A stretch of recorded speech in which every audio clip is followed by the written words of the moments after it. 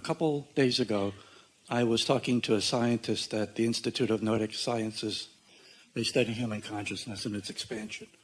And I related a synchronous experience I had, a really profound one, that involved, in a way, Wayne Dyer, the late Wayne Dyer, obviously myself, a lady that had leprosy in the Philippines, and what certainly sounds like an unmistakable communication from my deceased sister.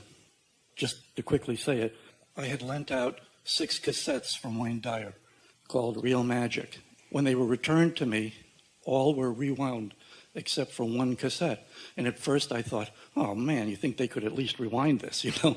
And then I thought, well, maybe there's a message here for me.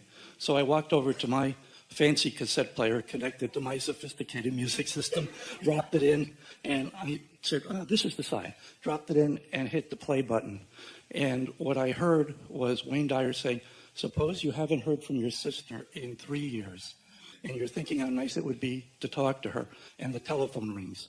I knew what came next. It's her calling you. So I hit the stop button, and I sat on the floor, and I said, wow, it's been 3 years since my sister passed. I would really love to hear from her. Rewound the tape, went to bed. There was a letter on my desk that day that arrived from the Philippines. I would send money several times a year to a lady that had leprosy. She would always send back to me this detailed letter thanking me and saying I bought a pair of sneakers for my daughter, this and that, a detailed list. And this had gone on for years. And so the first thing I did that morning was I opened the letter. You know, after I had gone to bed saying it sure would be nice to hear from my sister.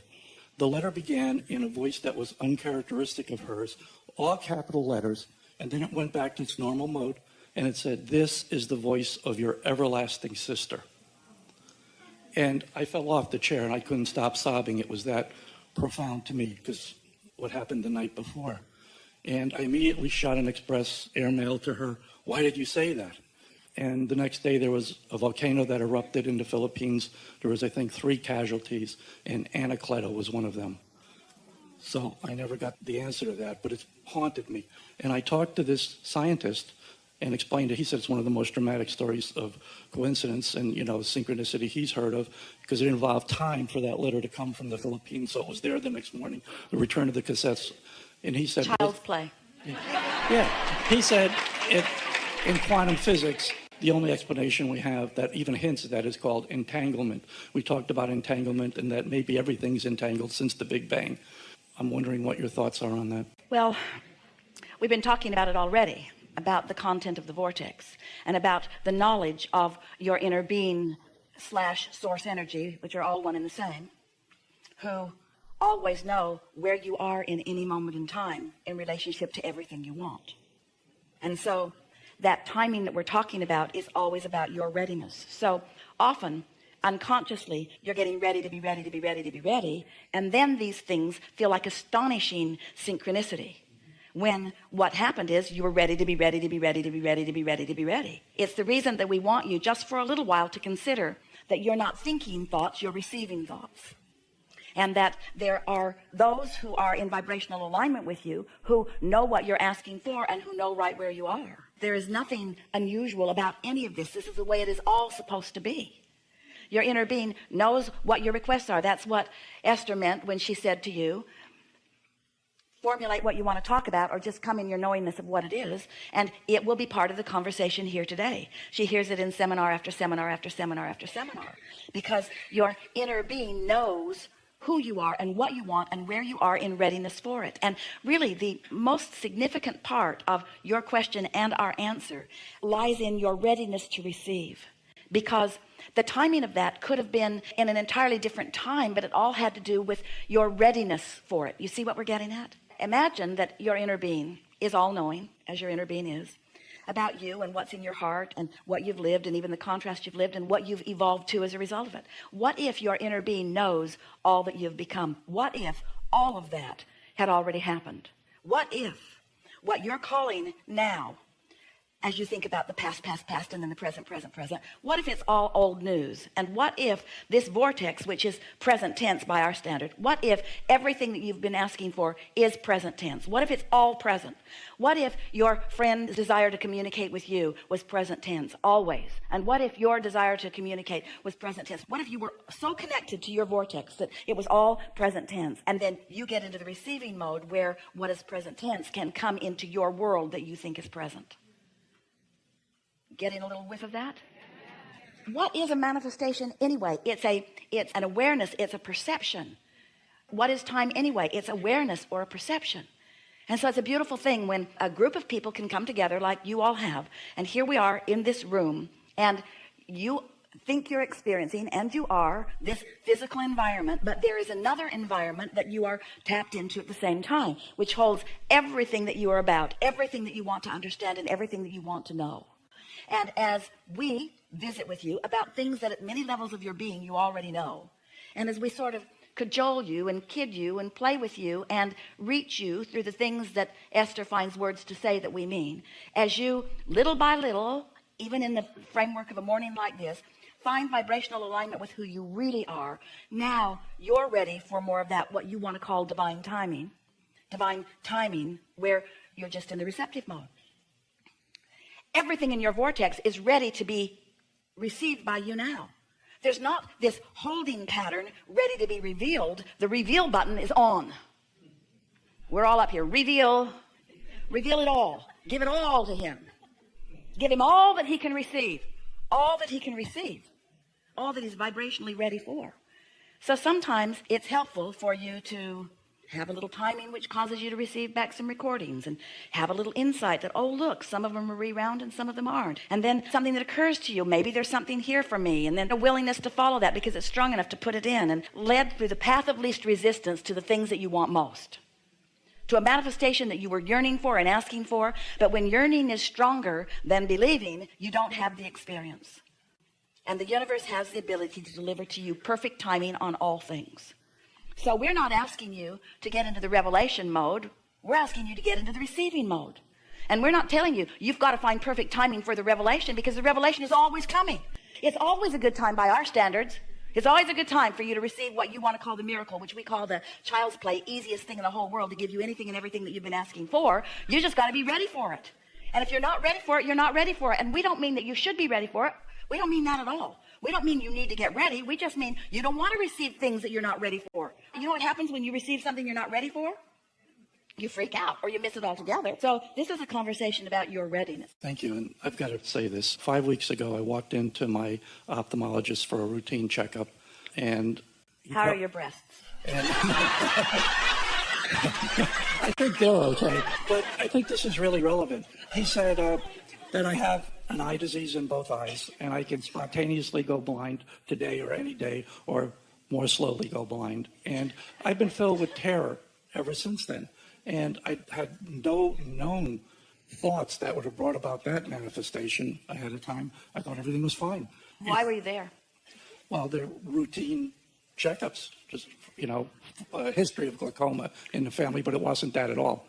It's macular degeneration. So there's macular degeneration in the perceived what is, and there's continual rejuvenation and renewal and replenishment in the vibrational realm. So the key is, how are you going to keep the terror of the proclamation?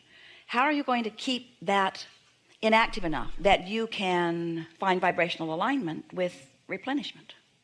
That's the big question, isn't it? How can I not be so distracted by what is? How can I get my cork to float again? Let go of it. It'll float. You see, we just think that this is divine timing in the story that you told us earlier, because you told us about all these things that just came into place. And it works both ways, doesn't it? Things come into place to support your desire, and things come in place to support your fear. Things will just line up. One time, several years ago, Esther's father was in the hospital with a heart thing.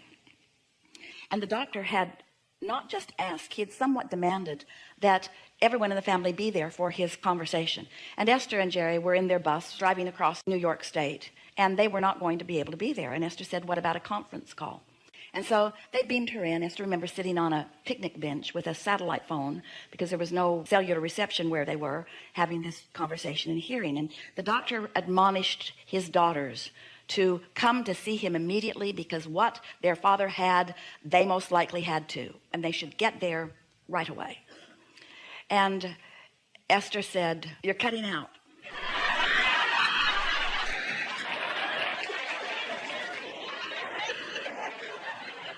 And then the phone went dead because Esther pushed the button.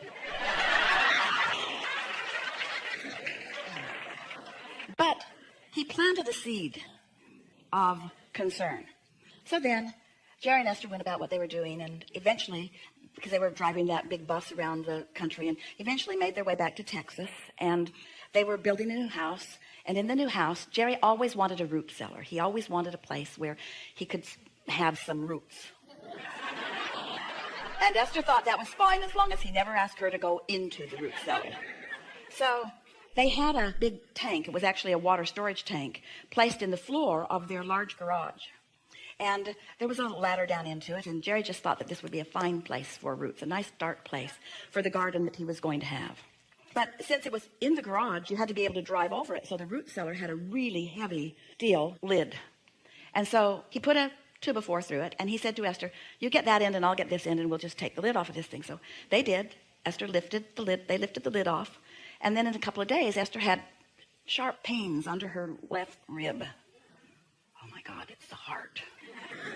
It's the heart. She went right to what the doctor had encouraged her to worry about, and forgot completely that she'd lifted a 100-pound lid off of the root cellar. Didn't even think about maybe having pulled loose a little tissue or strained a little muscle. Never occurred to her, because she was in that mode. And so she suffered and worried and suffered and worried, and then realized that they had actually been guided to the experience that would produce the evidence that would support the theory that had been presented to them. Because that's what creation is. You create your own reality, wanted or not wanted, you see.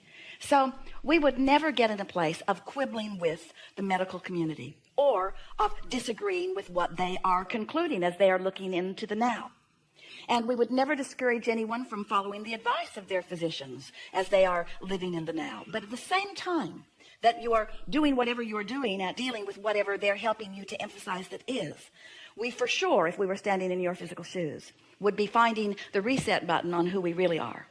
We would be finding that place of non-resistance, because we know what physical bodies can do in a place of non-resistance, because we know that you have trillions of cells in your body, and that those cells, if left unfettered by your negative resistance and vibration, can have clear communication with source energy, the same source energy that created them to begin with, the same source energy that when you were a little smear no bigger than a little dot on a petri dish, that then blossomed into this full-blown physical apparatus that has all of this magnificent, incredible ability to be what you are. That same energy that helped you grow from that seed into this being is still flowing to you and through you. You have as much access to that beginning understanding of who you are that you ever had. In other words, your physical apparatus can be renewed, but you've got to open the valve, you've got to open the circuits and let the renewal take place. That asks a lot of you, because you're so accustomed to facing reality. And once somebody else has faced your reality and has written it down, our friend got a piece of paper that says she has healthy breasts, and you've got a piece of paper that says your eyes are not healthy. And we say, don't you have anything to say about any of this? And what's so important about the what is now anyway? There it went again, there it went again, there it went again, there it went again, there it went again, there it went again. This is going to take a while. There it went again, there it went again, there it went again, there it went again, there it went again, there it went again, there it went again. And somewhere, as it's coming and going and coming and going and coming and going and coming and going, you have the ability, you have the right, you certainly have the ability to find your true center and allow your physical apparatus to rejuvenate in the way the cells of your body know how to do. They keep telling you that your cells are replacing themselves however often. How often? How often do your cells replace themselves? I don't even recognize myself. I don't even recognize myself. Well, you sort of kind of do, because you keep replicating, because you're so used to looking at yourself that scar, that was a potato peeler. That scar keeps showing up, because there it is, there it is, there it is, there it is, there it is. You sort of look for it on a regular basis. Yeah, peeling potatoes one day, sliced off knuckle. You don't have to do that. Your physical body will regenerate itself as the image of your mind holds, you see. So if we were you, we'd just mess around with this a little bit and just discover how powerful you really are. And you know what we've noticed about most of you? Most of you don't try till you get in the corner. Most of you won't meditate until somebody tells you you've got something deadly. Sort of the last ditch thing. All right. We just love it when you get yourself in a bind, because finally you do the only thing that ever works anyway. Replenishment mode, reception mode. That's the answer.